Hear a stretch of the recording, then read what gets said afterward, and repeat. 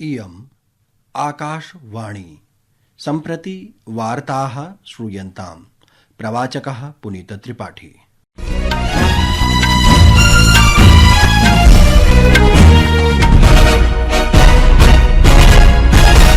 आदौ मुख्य वार्ताः।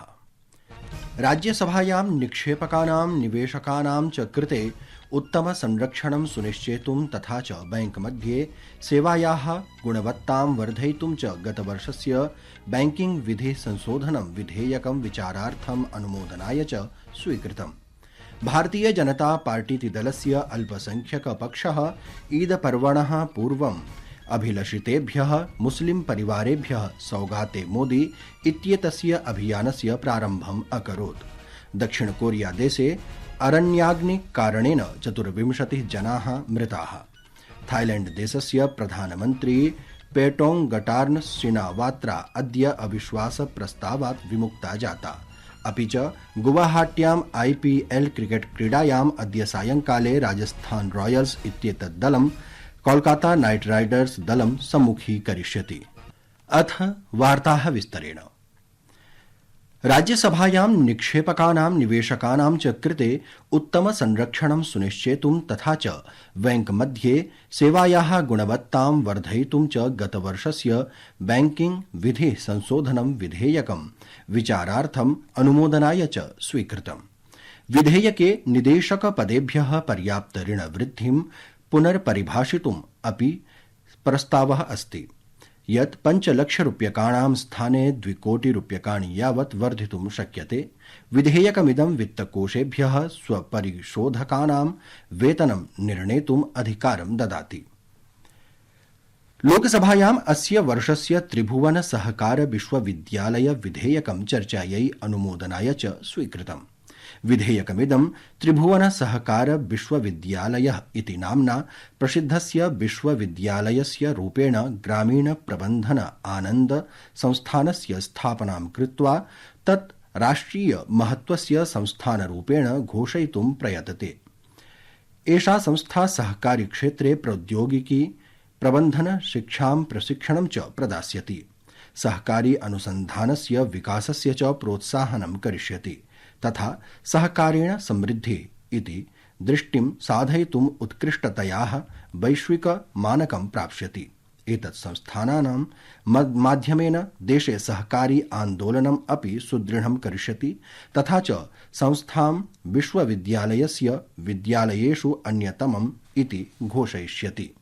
जो देश में एक प्रकार से हर परिवार को छूता है। हर गांव में कोई न कोई ऐसी इकाई है जो सहकारिता के माध्यम से कृषि विकास, ग्रामीण विकास और स्वरोजगारी के काम के अंदर जुटी हुई है, देश के विकास के अंदर योगदान करती है। और ये जो विधेयक है ये आपके माध्यम से पारित होने के बाद इससे ग्रामीण अर्थव्यवस्था सशक्त होगी, स्वरोजगार और छोटी उद्यमिता इसका विकास होगा, सामाजिक समावेशन भी बढ़ेगा और नवाचार और अनुसंधान में भी कई नए मानांक गढ़ने के लिए मौके उपलब्ध होंगे।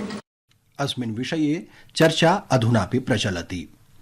भारतीय जनता पार्टीति दलस्य अल्पसंख्यक पक्षेण सौगाते मोदी इत्येतद् अभियानं प्रारब्धम्। अस्योद्देश्यम् अशेषे हि देशे 32 लक्षं यावत् निर्धन मुस्लिम परिवारेभ्यः ईद पर्वणः अवसरे विशेषोपहारस्य वितरणं वर्तते। आकाशवाण्याः सह वार्तावधौ भाजपा अल्पसंख्यक पक्षस्य राष्ट्रियाध्यक्षः जमाल सिद्दीकी उक्तवान् यत् पवित्र रमजान मासस्य नवरोज इत्यस्य भारतीय नववर्षस्य च सदृशानाम् आगामि अवसराणाम् अवधौ अल्पसंख्यक पक्षः सौगाते मोदी इत्यभियानस्य अन्तर्गतम् अभिलषितानां साहाय्यं प्रयासं करिष्यति। प्रियाः श्रोतारः, संस्कृत वार्तायाः संस्करणमिदम् इदानीम् आकाशवाणीतः प्रसार्यते। सममेव कार्यक्रमोऽयम् आकाशवाण्याः अन्तर्जालपटले www.newsonair.gov.in इत्यत्र अथ न्यूज ऑन एआईआर चलदूरभाषीय तन्त्रांशे अपि उपलब्धो भविष्यति। सर्वोच्च न्यायालयेन इलाहाबाद उच्च न्यायालयस्य निर्णयः स्थगितः। उक्तं च यत् अस्मिन् निर्णये संवेदनशीलतायाः अभावो वर्तते। इलाहाबादस्य उच्च न्यायालयस्य विवादपूर्णादेशानुसारेण अनुचितेन स्पर्शेन उत वा वस्त्र विरूपणेन वा दुष्कर्मस्य प्रयासः न भवति। तथा च अभियोजनपक्षेण दुष्कर्मस्य आरोपान् साधयितुम् अधिकानि प्रमाणानि प्रस्तूयन्ते इति। इलाहाबादस्य उच्च न्यायालयस्य मार्च मासस्य 17 दिनाङ्कस्य निर्णयस्य विरुद्धं वयं भारतस्य महिलाः इति संघटनेन सर्वोच्च न्यायालये विषयोऽयम् उत्थापितः। अद्य छत्तीसगढ़स्य सुकाम जनपदे 6 महिलाभिः सह 9 माओवादिनः आत्मसमर्पणम् अकुर्वन्। तेषां ग्रहणार्थं 20 लाख रूप्यकाणां पुरस्कारस्य घोषणा कृता आसीत्। एते माओवादिनः अनेकेषु प्रमुखेषु घटनासु सम्मिलिताः आसन्। राज्यसभायाः अध्यक्षः जगदीप धनखडः अद्य उक्तवान् यत् देशे सर्वासु संस्थासु एकत्रीभूय कार्यं कर्तव्यं भवति। सहैव अन्वेषणं सन्तुलनं च भवेत्, यस्य अभिप्रायः उचितमेव अस्ति। अध्यक्षेण सदनस्य शून्यहोरासमये एतद् वक्तव्यं प्रदत्तम्। सहैव असौ दिल्ल्याः उच्चन्यायालयस्य न्यायाधीशस्य यशवन्त वर्मा इत्यस्य निवासस्थानात् प्राप्तधनानां विषये सदनस्य नेतृभिः सह ह्यः जातस्य उपवेशनस्य उल्लेखनं कृतवान्। श्रीधनखडः उक्तवान् यत् उपवेशनं सफलम् आसीत् इति विचाराः सर्वसम्मतिपूर्णाः आसन्, ये सहकार्यं चिन्तां च प्रतिबिम्बयति। All the institutions in the country have to function in tandem, in togetherness, and also there are checks and balances which are well meant. It has been given by both Leader of the House and Leader of the Opposition that after having wider consultations amongst all concerned in their respective parties and otherwise, they would come to the chairman for further deliberations. That was the conclusion after both Leader of the House and Leader of the Opposition had shared their thoughts along with others. प्रियाः श्रोतारः, लोकसभायाम् अस्य वर्षस्य त्रिभुवन सहकार विश्वविद्यालय विधेयकं चर्चायै अनुमोदनाय यत् स्वीकृतम् आसीत् तद् विधेयकम् अनुमोदितम्।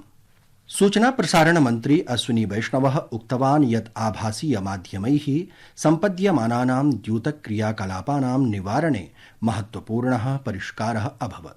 भारतीय अन्तर्जालीयापराध समन्वय केन्द्रस्य प्रतिवेदनानाम् अनन्तरं प्रशासनेन सूचना प्रौद्योगिकी मध्यस्थ नियमानुसारं 10,400 यावत् आभासीय क्रीडास्थलानि अवरुद्धानि सन्ति।